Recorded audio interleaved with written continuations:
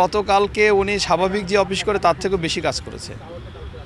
আপনি জানলে অবাক হবেন যে রাষ্ট্রীয় কাজ আছেই তো, তারপরে একজন প্রধানমন্ত্রী যে কাজগুলো সেগুলো তো করছেই। আবার অনেক ফাইলও দেখেছেন কালকে, যদিও এই ফাইলগুলো আপনার খুব বেশি প্রয়োজন বলেই উনি এগুলো ফলো করছে। আর একটা জিনিস সেটা হচ্ছে উনি এত ছোট কাজও করেছেন, তার মধ্যে একটি কাজ হচ্ছে রোড অ্যাক্সিডেন্টে মানে বগুড়ায় একটা বাচ্চা খুব গুরুতর আহত হয়, মাথায় আঘাত পান, তাকে দ্রুত ঢাকায় নিতে হবে। ওই ওই মানে এই জন্য উনি একজন প্রধানমন্ত্রী হয়ে ওখানে মানে ডিসি যে আছেন, মানে জেলা প্রশাসকের সাথে কথা বলছেন, অ্যাম্বুলেন্স ঠিক করাইছেন।